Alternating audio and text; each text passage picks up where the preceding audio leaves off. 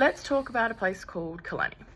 I would like to begin by acknowledging the Inuit, the Baladung and the Kalamaya peoples of the Noongar Nation as the traditional custodians of the land that Kalani is situated on. I pay my respects to the Noongar elders past, present and emerging, and thank them and acknowledge their wisdom and culture that has contributed to the respect of this land.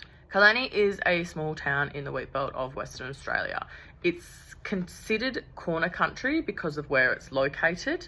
If we look at the ACES map of Indigenous Australia, Kalani is situated just about here, and you can see that it's actually it's called border country because it sits between the Inuit, the Baladung and the Kalamaya peoples.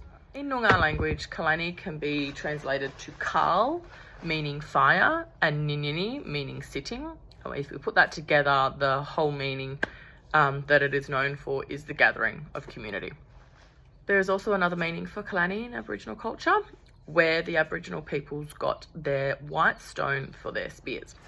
There was a large limestone formation in the area where Aboriginal men would collect the stone for the tips of their spears.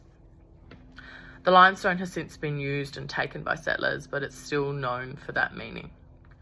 Kalani sits within the Shire of Jalwalanu, in the lands of the Inuit people. The Aboriginal peoples in this area were a nomadic group of people, and their movements were dictated by where the next fresh water source was. So if we have a look at this map here, we can see that over here is the town of Kalani.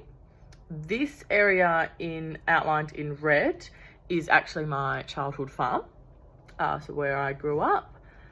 And if we have a look at this bushland here that backs up onto the property, that place is called Petrodore Rocks. Now, Petrodore Rocks is a granite rock formation that pulls fresh rainwater in the rainy season.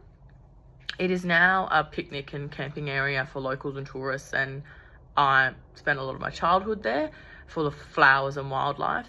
But for the Aboriginal peoples, it was a valued rest area where the nomadic groups would gather and travel for the next source of fresh water. Kalani to me is connection to nature, connection to land, connection to air. It is my childhood, it is peace. Kalani to me is home.